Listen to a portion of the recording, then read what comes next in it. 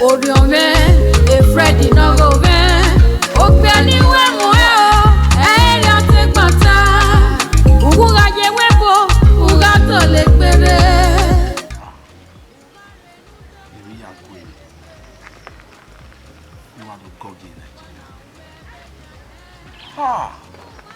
So again, why me, why deceive me? Any hour. 6 years. So you go me, put down me again, you go more.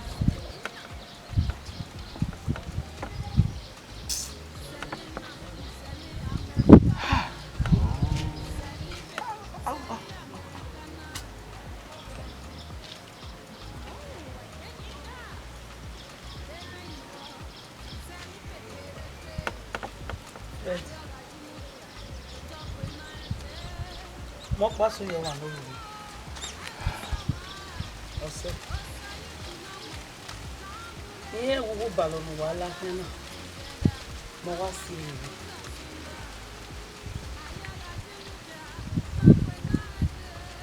Now the boy are with her.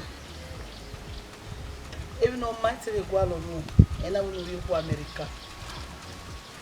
In my I don't know what he been when he wouldn't want no I don't know but I'm a wa that woman. Can we come in America who marry way? Area your whole way. I can have been out to America who my one when I was a little with the best one in the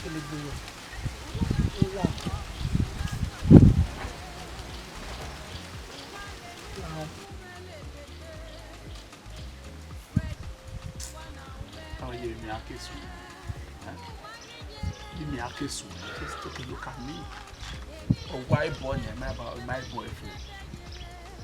Any animal you told my will of my now, okay, you may have a beer, a beer or nothing. I can't make a freeze. This is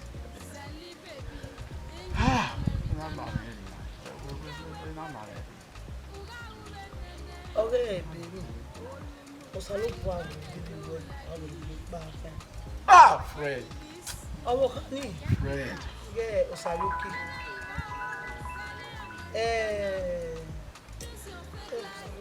Fred, maybe I know American Fred. I know Fred.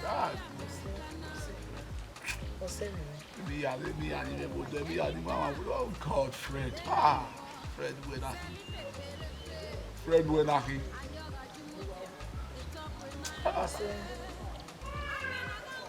Let's go and Osaluki. Hey, I wouldn't want oh, honey, no, we know why I already are. Oh, Mamma Zook, baby, or say. The man, no very moon, or give me a see me. Man, don't hold me, no, I don't see some of the login many you want. Huh? Can you do way, Japan? Eh, man, don't ye quit. I was no, don't just go there. Because I'm waiting me was that humiliated. No, they didn't before Sayuki. Maybe look back in law, or and look back in Sayuki. Eh? If I had no, every Maka Masayuki was with me. She stood by me. I gave me one way to buy here with you. Now, if it did, the near day back. Now, the same woman I brought has left me. And now, I suggest to where we should go back to Sayuki. Or how we are. Sayuki, where? Oh, women. Story right. I didn't wait. Ayoga Jimudia, it's up with 90. Amen. Osayuki no more. What God has put together, no man can put us under. Ayoga Jimudia, top with 90. Where can I Màá wá o. Ìbàdàn mọ̀ mẹ́nà.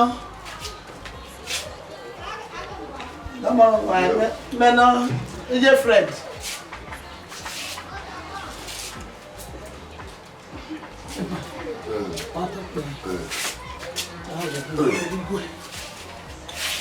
Kime migwe no mai. La ko ho ni me no me Fred ni dawo. Onyi me no me Fred ni dawo yo sa yuki. Iye ro mama. Oya ni dawo bo do. Oje bo bo gba wa ri mi panu no la. Owi ya ye ni yo sa yuki. Ni la bo. Yo ni e fa ye ga do wa mi. Yo ni akaya di. O saluwa. O ni a dia ko. O bo ni. Ni o ni Only can be in the career. One you call your way, well, Freddy. You may put me away or you may not tell you. Maybe you're the old well. Hey, what a bar. Oh, well, didn't hear it. You never know where. How about the test? You don't know that one. In your way, I am your water. Wherever you go. You're great. You're going to be good. Yeah. Upa. I'm looking at the equation, Papa. Yeah.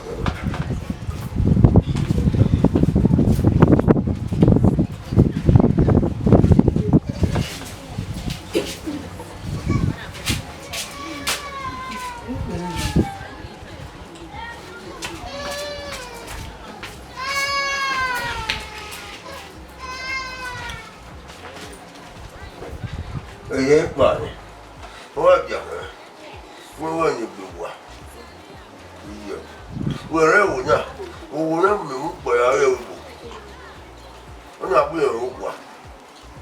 Oh, welcome, but I'm a boy, you are. Mother, oh, where are you? When you really know when we are. Oh, Sayuki no more. What God has put together, no man can put asunder. Ayaga jimuda, tapwe na kele, tapwe na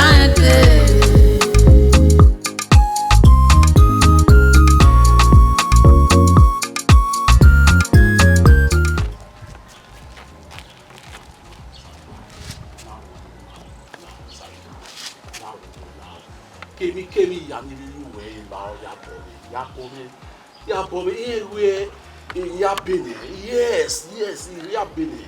So Bano now, please, I am begging you, find a place in your heart to forgive. Now. Maybe you no ga soon. Oh my God, you see, yes, because ihe mo ni yoku we bro wo na ni Nigeria ma na gbogbo ma ekele ma yi wa ni keke na ri ku da gbogbo asiku wa in Nigeria ma na pe abi mo ene there's no need abi ya yo o ma na so papa we ma we le gbe ati yo bo lori eme ke bi ya ogwogwo ni si odo ni ai gbogbo ndi wa yo ku do imaga mu e wo ni ogbe ya yo ku because of the promise you now we can't disappoint you. So papa he didn't want us to see you now. Sayuki lao. Ye we. We no really are the Sayuki lao. Ya pomme. Ya pomme magane me.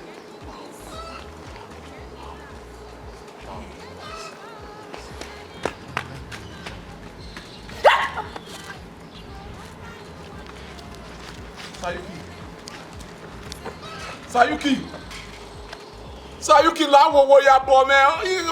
Oh my God, please, Sayuki, you need to go.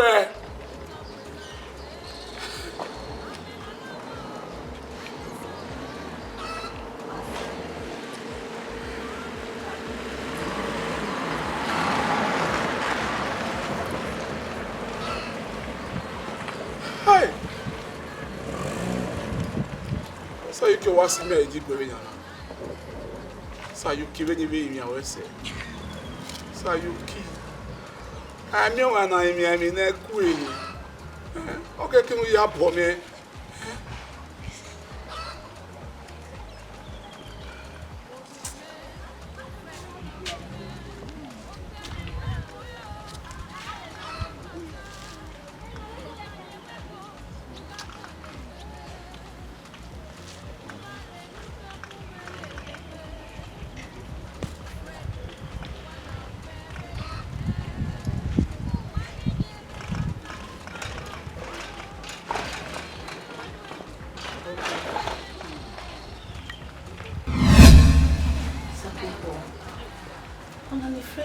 Why you really carry dono?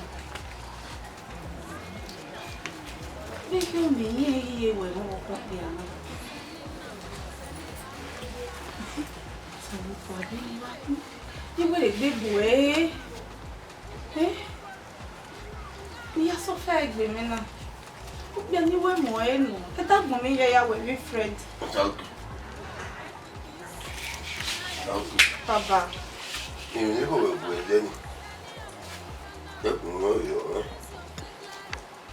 Where, if really where, whoever, and one.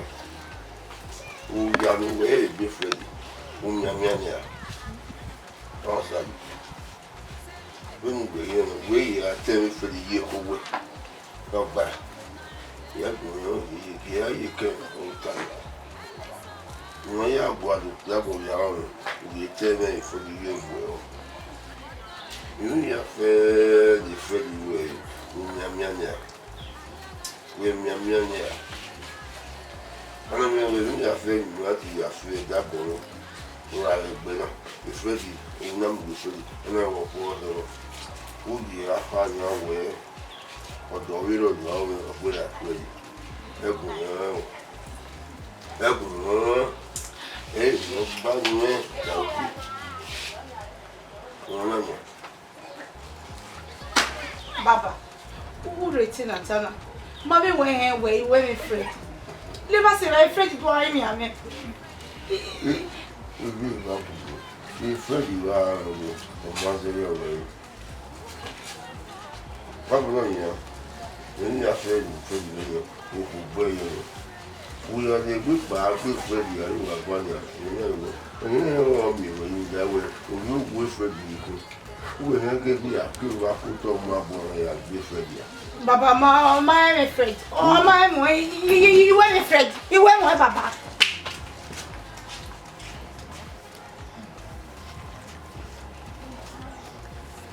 You're afraid. Oh, I put your money. I tell you, when you are far, or far afraid. And you also couldn't, man.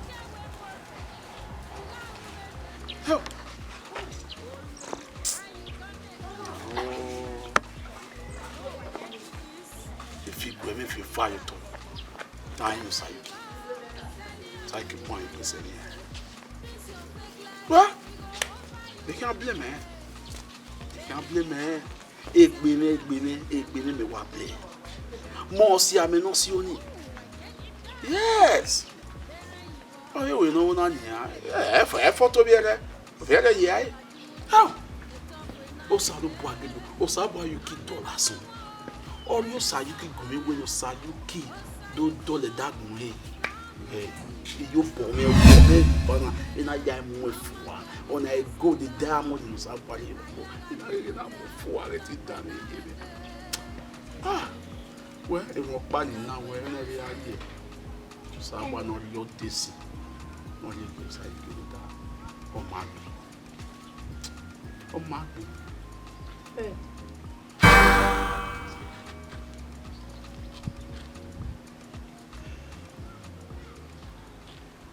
Fred, combien il y a bien pour c'est ainsi. Et quand même pas y en a. Et quand il y a on a il y a go. Il y a eu elle. Il met moi mari il n'est quand même là. Il n'a pas de pour là.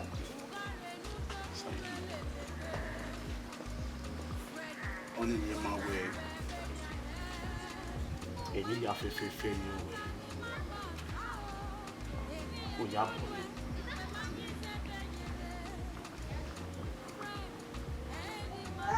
Ya bọ̀.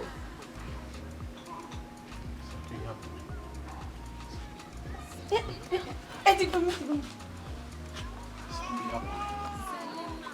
Ṣé ya ni òwe? Ìyá ìgbọ́ rẹ̀. Ọ̀gẹ̀dẹ̀ mọ̀tà. Ikú mi yẹ. Èyí ìyàwó mi wẹ̀. A ní mi wẹ̀ ìwé mi abẹ́rẹ́ kù. Sọ́kùn pa ní mi wẹ̀ máa yẹ kí wọ́n yẹ mi òun ní ẹ̀mí wẹ̀. Ìyàwó ni kí mi wẹ̀ ẹ̀yẹ rẹ̀.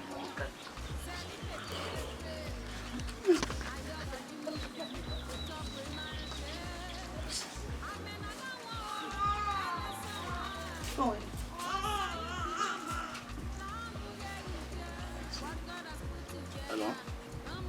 Yes, this is Frank Asemoto. What?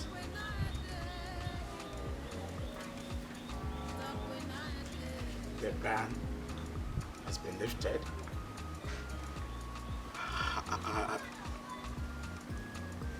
You mean I wasn't the one? It was a mistake. Are you for real? And, okay, into my bank account? A compensation? Really? So I can go back to the US now, is that what you're trying to say? Oh God. All right, thank you very much. Thank you. Thank you. Sayuki. Where a passport me take away where is setting like Weibo. But now where of an own way me. Where mistake again okay me. Where now I am free to come back to the US and compensate me pay go into my way I pay go to my account. That everything is going to be fine. That I can come back to the US anytime I want.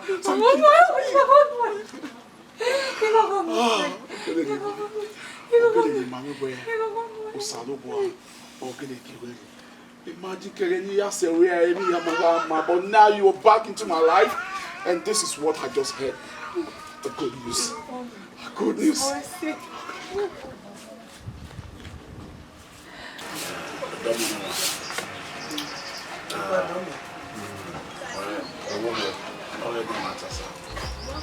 Èmi yà fẹ́fẹ́ no so. Owo e wona. Oma ya bi oba. Me na ayo ma no wa ya bi. Nla obo. Bi ma ri la yi no ma. La. Ya ko. Ya ko mesa. Èmi ya ma ri me. Dati. Ola gogo ero Sayuki ire tele metana. Ola kemi ke mori wo Sayuki wo ola ni ko. Agbomo ke wo.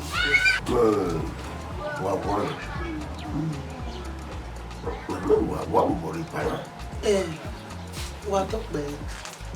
Emi ni mare ba ese mi no meta dipa. Ola kemi ke mi no ri wo Sayuki. No yin kwere. Imagine na mari ezebame. Ulawo. Ake ari o Sayuki zebame. E mata no no wa. Imari. Ulawo. Èmi ya fẹ́fẹ́ na ya doki o. Yo nu ku me otama. No wa mo Ime na we doki o me na. Ma na de sie pe otama. Really well where Zai Olawo Oda Ayeti Natanaya Emo well Sayuki on my life on one race the Kakabo will Olawo they are only we go yo they were saver they are can't buy every go they are on the day you want me to go in maybe no me not money to be seen. Perfect. So, on your friend, go tired. Man, really tired. ike ọhụrụ ime dị ya akụ eji ekwu onyere ya dịkwu onye ya fere riga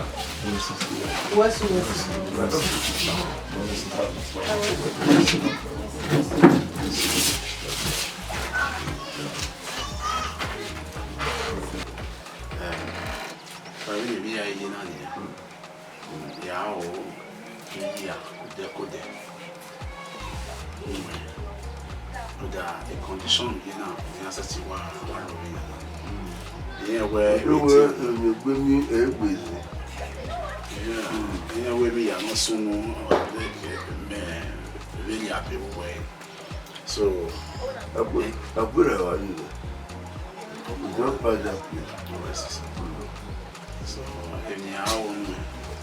yeah where I'm here the treatments are going we are with passports you may not fly where you will be. I mean, treat you proper. But you cannot be okay. You come back to home in the car. What's in our you were in here now.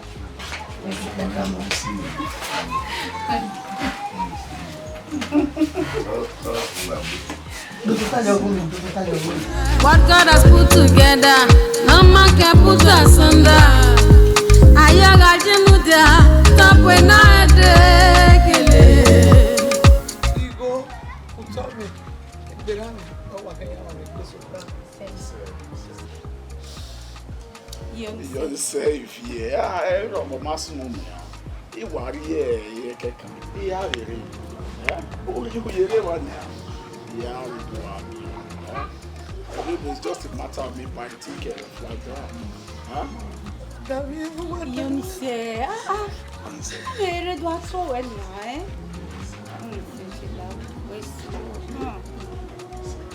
Men are not looking in or day. He only have one more wife. He say, yes. If you are there, we don't want me to. He say, You are. what? I'll make them wire. Oh, I can't with a baby.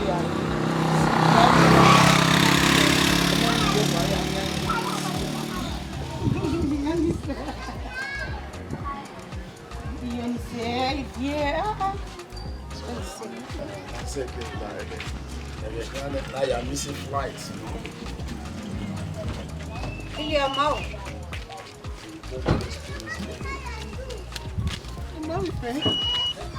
Go here, man. They only say,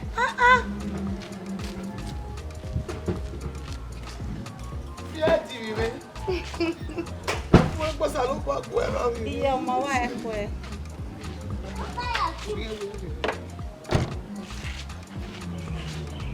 I'm your wife.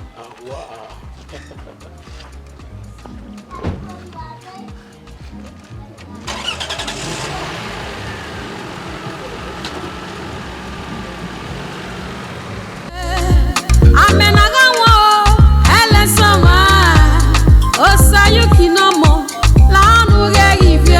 What God has put together.